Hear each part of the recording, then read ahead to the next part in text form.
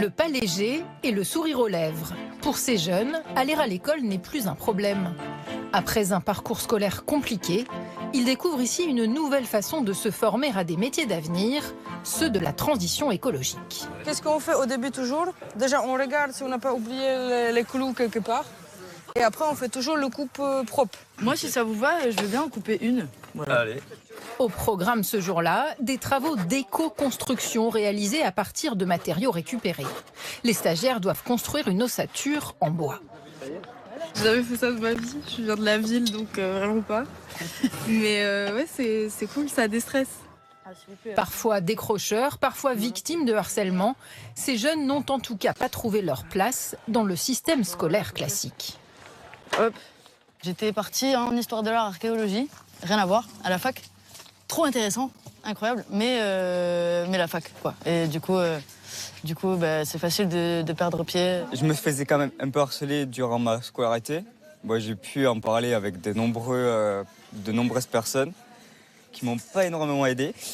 Et tellement qu'ils m'ont démoralisé, je vais dire. Mais ça m'a bouleversé et j'ai décidé d'arrêter l'école classique. Renouer avec le goût d'apprendre, cela passe ici par très peu de théorie, mais un maximum de pratique. Pour Zélie, l'univers du bois est une révélation.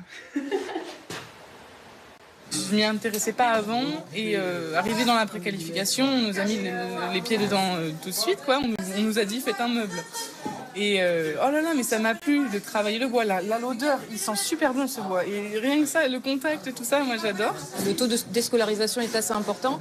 Et parallèlement à ça, il y a pas mal de métiers qui sont des métiers porteurs et des métiers d'avenir, qu'on appelle les métiers verts ou verdissants. Et donc l'idée des écoles Être, c'est de sensibiliser les élèves déscolarisés à ces métiers-là.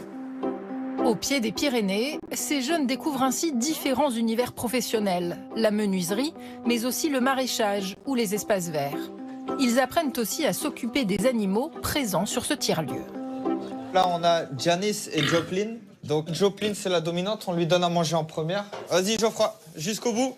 Il s'agit de les sensibiliser à la nature, Fais comme tu peux, voilà, nickel. Voilà.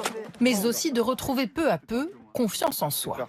C'est aussi un peu thérapeutique. C'est des fois plus facile de permettre aux stagiaires de se sentir bien quand il y a des animaux que quand il y a juste des interactions entre humains.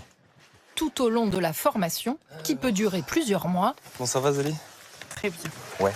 ces stagiaires bénéficient d'un accompagnement personnalisé. Entre Pôle emploi, la mission locale ou la CAF, Zélie s'est un peu perdue. Tout m'est venu d'un coup, là, l'administratif. C'est comme ça, J'ai eu plein de trucs et putain, je me suis dit, mais je suis pas capable, je gère plus, là. Ouais, mais t'as bien fait de le faire. Allocation, logement, santé, recherche d'emploi, ce conseiller fait tout pour lever les freins qui éloignent ces jeunes du marché du travail.